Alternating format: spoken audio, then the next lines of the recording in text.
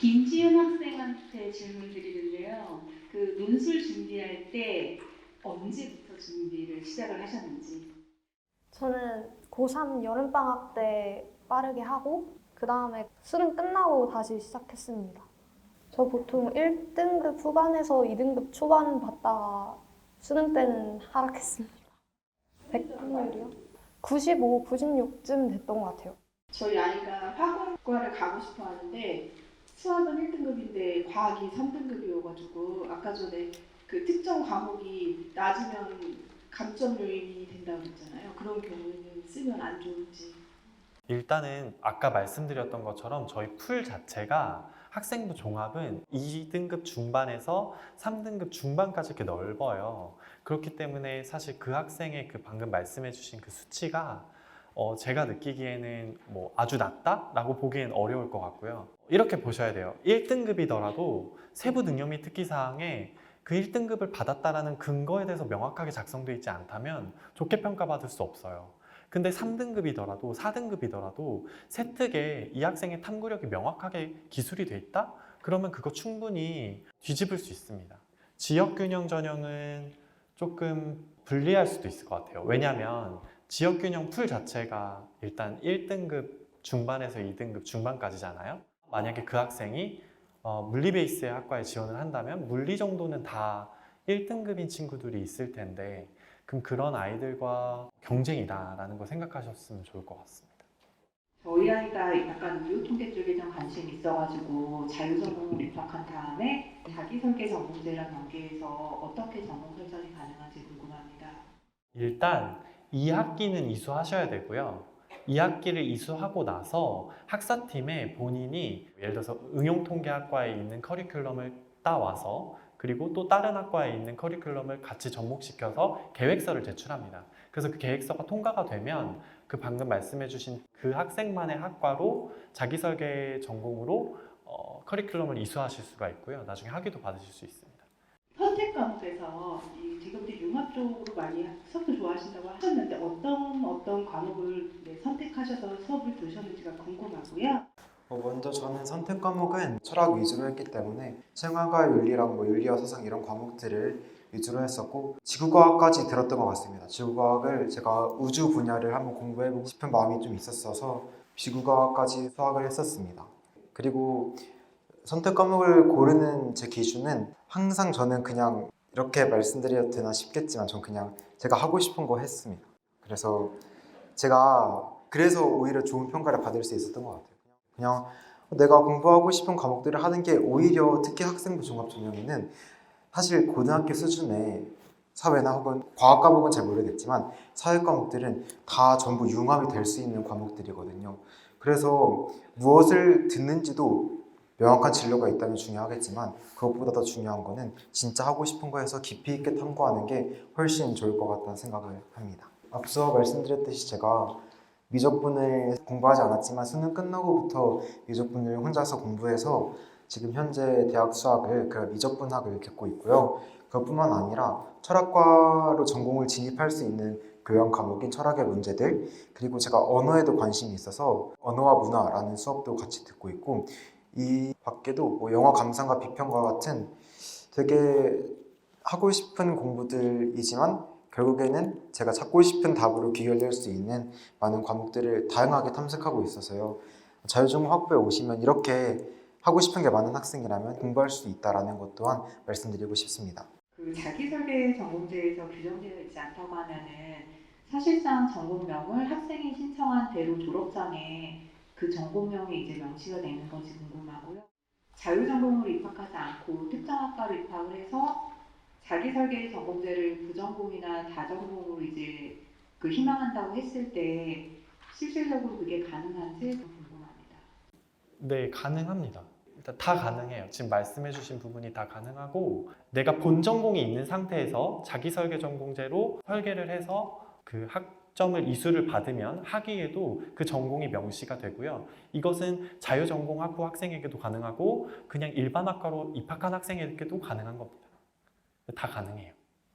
보통 그 생기부를 이제 이렇게 평가할 때 일반고 생기부 같은 경우는 좀 이제 나열식이고 좀 특목고는 조금 이제 디테일이 떨어진다는 그런 뭐 평가도 많이 받는 걸로 알고 있고 실제로 그렇게 1, 2학년 때 그런 약간의 나열식인 생기부를 적었을 때 3학년 때는 좀 어떤 식으로 마무리하는 게 좋은지 궁금합니다. 일단 일반고는 나열식 생기부다라는 접근은 조금 안 될 것 같은 게 뭐 물론 교사의 그런 기술 방식에 따라서 나열식이 있긴 합니다. 근데 그거는 일반고뿐만 아니라 특목고도 마찬가지인 거고요. 말씀 주신 것처럼 나열식 생기부에서는 그 학생의 모습이 전혀 드러나 있지 않기 때문에 그 학생의 역량이나 역할 이런 부분들을 찾기가 사실 어려워요. 그래서 그런 학생들은 사실 선발되기가 조금 어려운 환경이긴 합니다. 학생 위주 전형에서는. 아까 뭐 설명해 주신 것처럼 요즘 뜨는 건국 그리고 이번에 이제 황금돼지띠 입시생들의 4만 명 증가가 부모된 입장으로서 좀 상당히 걱정되거든요. 그래서 좀 첫 번째 질문은 건국대에서 생각하는 2026학년 입결 컷이 한 어느 정도 좀 상승될 것으로 좀 예상하는지가 좀 궁금하고요. 여기 많은 부모들이 고민하고 계실 텐데 이제 결국 학생부 교과 전형과 학생부 종합 전형 중에 어떤 걸로 지원하는 게 상당히 좀 좋을까라는 고민들을 좀 많이 하실 것 같아요. 우선 제가 처음에 설명드렸었던 것처럼 교과 전형과 종합 전형의 모집 인원 자체가 많이 늘어났잖아요. 늘어난다는 것은 지원풀이 더 늘어날 확률이 큽니다. 그래서 지원 경향성은 조금 더 촘촘하기보다는 조금 더 늘어질 확률이 있고 그 안에서의 선발이기 때문에 합격 역시 조금 더 전년도에 비해서는 최저치가 조금 더 낮아지지 않을까라는 생각을 하고 있고요. 전년도, 그러니까 2, 4학년도 대비 2, 5학년도의 모집 인원도 늘어났어요. 실제로 모집 인원이 늘어났을 때는 그런 경향성이 있었다라고 말씀드리고 싶고, 제가 말씀드리고 싶은 건 교과 전형 같은 경우는 1등급 중반에서 한 2등급 후반대까지 위치한 학생들 중에서 관련 교과목에서의 성취가 어느 정도 드러났다면 추가 4차까지 고려해 봤을 때 괜찮지 않을까라는 생각이 일단 들고요. 종합전형 같은 경우는 일반고 기준으로 말씀드릴게요. 일반고 기준으로 2등급 중반에서 3등급 후반대까지 학생들이 내가 창체에서 그리고 세특에서 조금 관련된 활동이나 관련된 교과 안에서의 탐구가 명확하게 기술돼 있었다면 괜찮지 않을까? 저희 아이는 신소재공학과를 좀 준비를 하고 있었는데 여기서 보면은 그 과가 이제 좀 명칭이 딱 없어지고 재료공학과는 화학공학과로 알고 있거든요.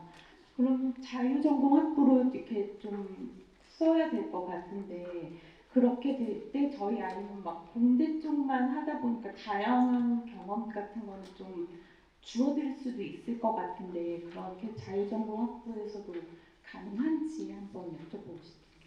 그 학생이 신소재와 관련된 탐구 활동을 깊이 있게 했다면 사실 집중형으로 저희가 보고 평가할 수 있을 것 같습니다. 근데 실제로 그렇게 컴퓨터를 3년간 준비하다가 그냥 자유전공학부에 지원한 케이스들도 아주 많았어요. 모두 입학사정관님께 드리고 싶은 질문은 지역 균형에서 서류 30%에 아까 말씀하시기를 교과목 세특이 반영된다고 하셨는데 그러면 행특은 전혀 반영이 안 되는지 궁금하고요. 교과 전형 그 서류는 모두 그 교과학습 발달 상황을 제외하고는 다 블라인드예요. 세특은 좀 괜찮다? 근데 교과 성적 1등급 후반에서 2등급 후반까지다? 그럼 지원해봐도 될 것 같습니다. 그리고 출결도 안 봐요. 그리고 김준원 학생에게는 선택 과목에서 화학을 안 들었는지 그리고 물리 등급이 1학기, 2학기 나눠서 등급이 어떻게 됐는지 질문 드리겠습니다. 우선 저는 고등학교 생활 동안 화학을 이수하지 않았고요. 이게 항공우주공학과의 장점 중 하나라고 생각을 하고도 있는데 화학이란 게 사실은 필수적으로 들어야 하는 과목은 아니지만 들으면 좋다라는 선에 있습니다. 그래서 저는 화학을 듣지 않았던 부분도 있었고 그리고 물리 같은 경우에는 제가 2학년에 들었는데 2학년 1학기 때는 1등급, 2학년 2학기 때는 3등급으로 떨어진 경향을 보였습니다. 학생부 교과 그 전형 교과 내용 보니까 1등급 극초반 학생이 떨어진 게 있더라고요. 근데 그 이유가 무엇인지 절대적으로 탈락 이유가 있을 것 같은데 그거는 좀 피해야 될 것 같아서 질문드립니다. 한번 유추해 보면은 아까 말씀드렸던 것처럼 물리 베이스인데 생명 베이스인데 관련 과목을 이수를 아예 안 했거나 혹은 그 관련 과목에서 성취가 B씨거나 혹은 등급도 아주 낮았거나 약간 그런 확률이 큽니다. 그리고 입학 사전생관님께 한 번 더 여쭤보고 싶은 거는 자기 추천 전형할 때 보통 이과생들은 저희는 물화생에는 이제 그 과탐 3개 정도를 보통은 이수를 하려고 노력을 해서 많이 어렵거든요, 아이들이. 근데 지금 이제 김준원 학생님도 보고 그러면 이제 보통 2과목 정도 하신 분들도 많더라고요. 그래서 그게 이제 전형 지원을 할 때 과탐을 2개 하든 3개 하든 이렇게 크게 상관은 없는지 그것도 궁금합니다. 일단 뭐 과탐의 뭐 원과목의 숫자는 그렇게 중요하진 않을 것 같고요. 다만 아까 또 말씀드렸지만 뭐 물화 베이스의 학과면 물화 정도는 들어야죠. 그리고 2과목까지 이어지면 참 좋고 공동교육 과정을 통해서 만약에 그 학생이 고급 과목을 택해서 그 안에서 또 한 번의 탐구를 하면 그 역시도 좋을 거라고 판단이 되지만 사실 고급이나 실험 과목까지는 이어지는 학생이 그리 많지는 않습니다. 지금 KU 자기 추천 전형에서 지금 합격 등급 그 분포대가 2점 중반에서 3점 중반대라고 해서 조금 놀라기는 했거든요. 근데 이게 그 전년도랑 그 전전년도의 그런 통계치를 봤을 때도 비슷했는지 아니면 작년에는 의대 정원 그 확대라는 것 때문에 대부분의 등급들이 조금 이렇게 낮아진 걸로 저는 생각을 하거든요. 그래서 이게 내년, 내후년에도 이런 등급대로 유지가 될 것인지가 조금 궁금해요. 예를 들어서 사법대 베이스들은 1등급과 2등급 초반에 많이 형성이 되어 있습니다. 그런 경향성을 보이는 학과가 있는 거고 뭐 예를 들어서 상경이나 문과대 이런 곳은 조금 이 분포가 넓게 펼쳐져 있어요. 그렇다는 건 그 학과마다 조금 더 중요시하는 역량이 있다는 겁니다. 학업 역량, 공동체 역량, 진로 역량 이렇게 3가지 중에서도 공대 베이스나 사범대 베이스에서는 지금 경향성 자체가 학업 역량을 조금 더 많이 보고 평가를 하는 경향성을 매년 보이고 있고요.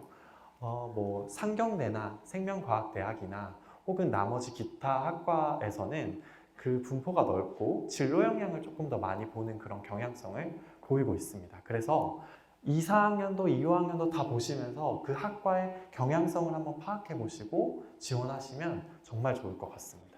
김준원 학생님께 여쭤보고 싶은 거는 제가 보기에는 정말 뽑을 수밖에 없는 그런 이제 탐구 보고서나 이런 것들 많이 작성을 하셨던데 순순히 이제 교과 연계된 그런 거 아니면 아까 설명 듣기로는 이제 하고 싶은 거 선생님께 이제 여쭈어봐서 이제 하셨다고 하셨는데 그런 것들을 이제 혼자 다 준비를 하신 건지 외부의 그런 도움들 조금 받으셨는지도 좀 궁금하고요. 제가 이렇게 활동을 많이 할 수 있었던 배경은 아마 제가 고등학교 생활을 하면서 뭔가 안 했을 때 후회할 것 같다 싶으면은 무조건 저는 했어요. 그래서 그렇게 해서 활동들을 많이 했던 것도 있지만 이렇게 다양한 활동들을 직접 기획하고 만들 수 있었던 거는 평소에 미디어 통해 가지고 제 관심 분야들에 대해서도 관심이 많았었고 사실은 제가 중학교를 해외에서 다녔었습니다. 그래서 그때 국제적인 경험이 되게 많았고 국제사회에 대한 문제점들을 많이 파악을 했었기 때문에 그런 문제점에서 하나하나 해결 방법을 고민하다 보니까 뻗어나갈 수 있었던 거고 근데 만약에 이제 그런 국제 경험이 없더라도 충분히 이제 평소에 이 분야에 관심을 갖고 있었다면 할 수 있을 것 같습니다. 사전 질문 리스트에도 있는데 상경계열 지원지 그 경제 과목을 이수한 경우 이게 개설이 안 돼서 이수를 했는데 생기부에는 진로 역량이나 이런 데서 경제 관련된 활동을 하긴 했거든요. 이런 경우는 어떻게 평가를 하시는지 아니면은 사탐이나 이런 데서 전반적으로 이런 진로 역량이나 아니면 성적이 좀 좋은 편인데 아니면 자율전공 쪽으로 보는 게 나은 건지 아니면 경제학과 쪽으로 지원하는 게 좋은 건지도 궁금합니다. 우선 여기 있는 내용들 하나하나 이따가 설명드릴 거고요. 우선 저희가 교과학습 발달 상황을 보기 전에 학생들의 교육과정 편성표를 다 봅니다. 근데 거기에는 그 해당 학교에 개설되어 있는 과목들이 다 나열되어 있고요. 그 안에서 이 학생이 들은 과목만 음영이 쳐져 있습니다. 그래서 그 학교에 개설되어 있었는데 들었는지, 개설되어 있지 않았는데 안 들었던 건지 뭐 이런 것들을 확인할 수가 있어요. 그래서 개설이 안 돼 있었는데 당연히 안 들을 수밖에 없죠. 그런 거는 저희가 감안해서 당연히 평가를 하고요. 그런 상황 속에서 뭐 공동교육과정을 통해서 관련 과목 이수하려는 노력 참 좋고요. 그리고 창체에서 그리고 다른 과목에서 그 해당 관심 분야와의 좀 탐구가 있으면 정말 좋죠. 이 부분에 대해서 조금 빠르게 설명드리면 교차 지원 당연히 가능하고요. 그리고 교과 종합의 100% 합격 컷은 의미가 없죠. 정성평가기 때문에 가장 마지막으로 문 닫고 들어온 애가 7등급일 수도 있고 1등급일 수도 있습니다. 비교과 과목 내신이 낮을 경우에 학종에서 감점 요소가 될 수 있습니다. 다른 과목 다 좋은데 기가 낮고 뭐 체육이나 미술, 시다 이러면 조금 의문을 가지고 볼 수밖에 없습니다. 그리고 자연계열 지원 시 수학과학 내신이 낮을 경우 불리할 수 있습니다. 왜냐하면 자연계열 지원자들은 수학과학 높을 거예요. 그래서 그 아이들과의 경쟁이다. 언제나 내 아이와 경쟁하는 아이들의 수준대를 고려해 보셔야 돼요. 그리고 상경계열 지원 시 경제과목 미이수한 경우 개설되어 있었는데 안 들었으면 조금 치명적일 수 있습니다. 입학 토크쇼까지 진행 같이 해주신 김만지 입학사정관님과 우리 학생들께 박수 부탁드립니다.